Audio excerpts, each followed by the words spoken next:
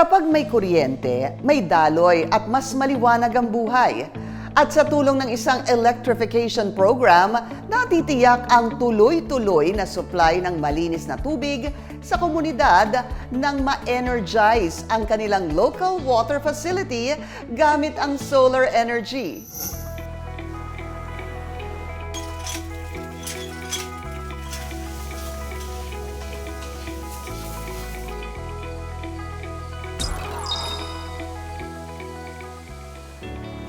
Ang tubig ay buhay, isang esensyal na pangangailangan lalo na para sa isang agricultural na komunidad gaya ng Barangay Ginsangan, Santo Niño sa South Cotabato. Abot kamay naman para sa mga residente ang akses sa serbisyo ng tubig. Yun nga lang, may kaakibat itong hamon. Ang source ng tubig namin noon, sobrang hirap po kasi sa puso lang kami umiigib. Minsan, hindi malinaw ang tubig, maitim. Bilang fish vendor, napakalaga para kay Janet ang kalidad ng tubig. Lalo't nakasalalay dito ang kanyang kabuhayan. Sobrang importante po kasi sa umaga at saka sa hapon, pinapalitan po yung tubig eh. Kasi kung sa umaga lang, masyadong itim na at saka pula-pula na yung tubig. Sobrang maamoy yung isda na tinitinda mo. Dahil karamihan sa mga residente ay umaasa lamang sa poso para makakuha ng tubig sa pang-araw-araw, itinatag ng lokal na pamahalaan ang BAWASA o Barangay Water System Association para masolusyonan at mapabuti ang serbisyo ng tubig sa lugar. Pumasok ang BAWASA sa request namin doon sa aming mahal na gobernador. Ang source ng tubig dati dito, bumba. Pero daw hindi isip ang bumba kasi mababaw lang. 12 feet lang. Kung magsubra ka, may tina na yung tubig. Ning patubig sa barangay. Maganda to kasi binigyan kami ni Gob ng 240 ang lalim. Medyo masip sa inumin. No? Nakaasa sa kuryente ang pagpapatakbo ng pasilidad ng BAWASA. Pero ang esensyal na serbisyong ito, problema rin ng barangay dahil sa paputol-putol na access nila dito. Pag kuryente mo wala talaga silang tubig kasi wala na silang makukunan. Bagay na nagbibigay pasakit para kay Melanie at sa kanyang negosyo. Nagsiserve po kami dito ng batchoy, halo-halo, at saka yung mga short orders. Pag once na magba-brun out dito, buong barangay walang tubig. So gagamit na naman ulit kami ng puso. Pag nagluluto kasi talagang tubig yung number one na need dyan, tubig. So minsan talaga hindi na ako tumatanggap. Sabi ko, brun out. Wala kang income for the whole day.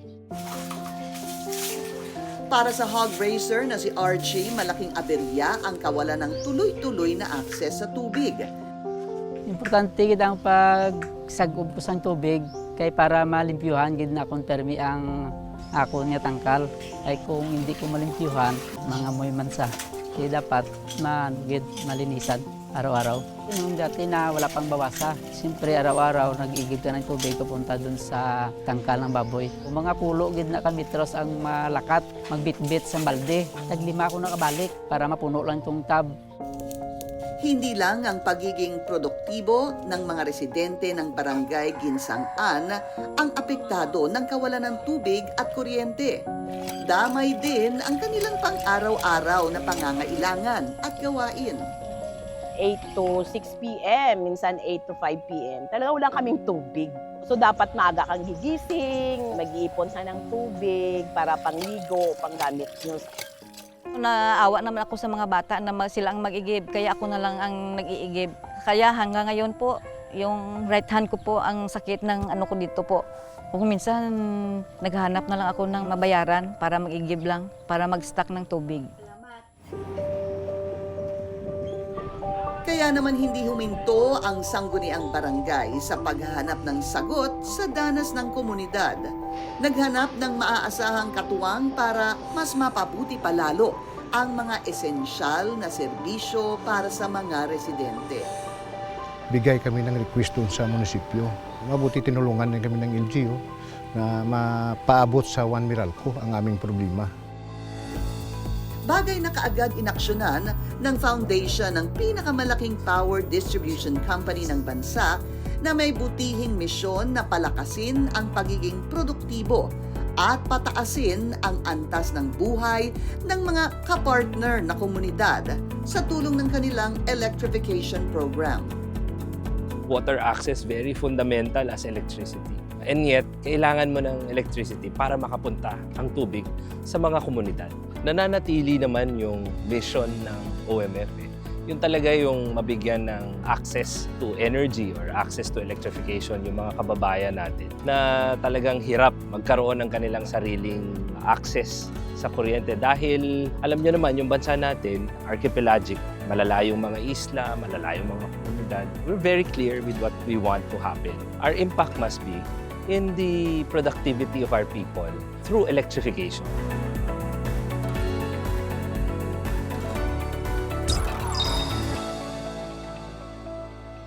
Nag-decide ang One Meralco Foundation na mag-install ng solar power system para patuloy ang pagdating ng tubig sa mga kabahayan at saka sa mga watering centers sa Barangay Ginsangan.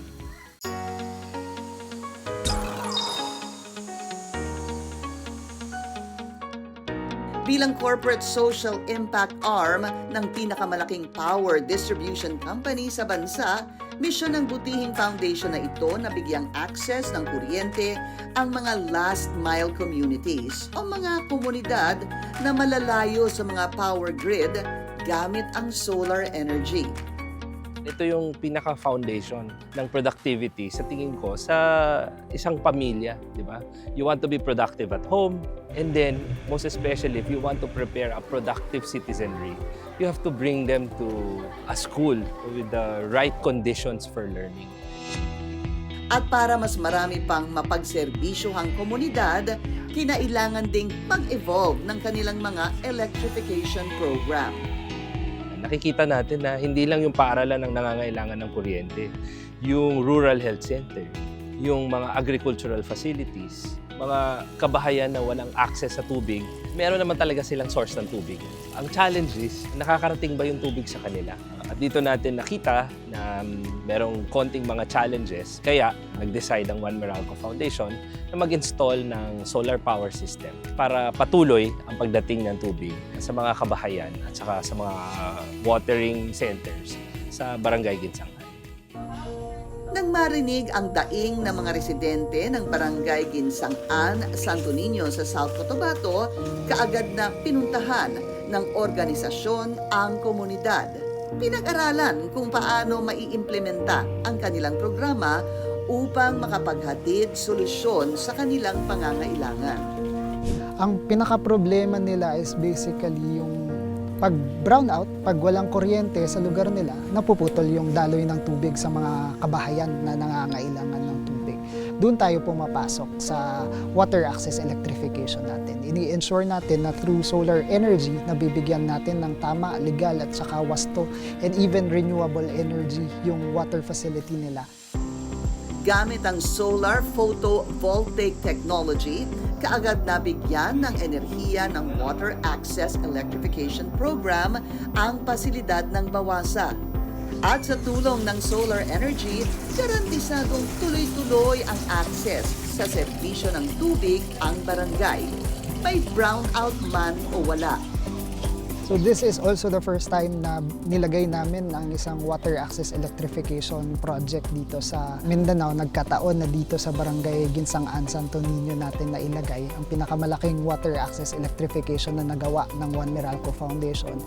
Nasa 7.1 kilowatt peak yung solar photovoltaic system na nilagay natin dito. Mas malaki doon sa normal nating binibigay sa ibang mga sites. Mainly because yung pangangailangan nga na kailangan nating matugunan na power yung water facility. Bagay na nagbigay ginhawa sa mga residente, hindi lang sa kanilang pang-araw-araw, kundi pati na rin sa kanilang kabuhayan. Kung mag-burn out, ang solar, diretso-diretso ang tubig. Wala na sila nga utod-utod ba. Kaya ang paglimpyo mukha ako niya tangkal, sige-sige na. Makakagamit kami ng tubig kahit anong oras na gusto namin. Sa negosyo, talagang tuloy-tuloy. Hindi po na po ako mag-iisip na hindi ako tatanggap ng mga orders kasi wala akong gagamitin na tubig. Malaki talaga ang natulong sa amin ng barangay. Kasi maski yung mga ice box namin nga nilalagyan namin ng isda, malinis po. At para masigurong mapanatili ang kaayusan ng solar photovoltaic system, binigyan ng organisasyon ng karampatang training ang sangguniang barangay at bawasa tungkol sa tamang pangangalaga ng solar technology equipment. After ng installation ng solar photovoltaic system, merong 2-day or 3-day training and orientation dun sa direct beneficiary natin. So yung value addition na nabibigay ng solar energy dun sa tuloy-tuloy na pagdaloy sa mga bahay para sa pangkabuhayan nila ay isang malaking tulong. Katuwang ng isang produktibong lipunan ang mga esensyal na serbisyo sa buhay gaya ng kuryente at tubig. Kaya naman hanggat may mga komunidad na nananatiling salat dito, hindi hihinto ang butihing organisasyon sa pagpapalawig ng kanilang misyon. Itong solar power system ay isang teknolohiyang dapat naabot ng mga kababayan natin. At yun ang nakikita kong misyon ng One Meralco Foundation. Yun, to make these technologies available not only for those who can afford it, but most importantly, for people who have this fundamental challenge of electricity access. At dahil dyan, sa tingin ko marami pa tayong kailangang i-energize sa bansang ito. Ngayon tuloy-tuloy ang kanilang mga income. Masaya bilang isang barangay captain na natutuwa ako na umaangat ang buhay nila. Thank you One Meralco sa tulong sa Barangay Ginsangan. Hanggat merong resources na available at maraming tumutulong din sa One Meralco Foundation, yung mga nakikiisa dito sa vision ng One Meralco Foundation na there will be no Filipino family left in the dark. Sa tingin ko, hindi problema kung kahit gaano pa kalaki ang kinakailangang ma-energize para maging produktibo ang buhay ng ating mga kababayan.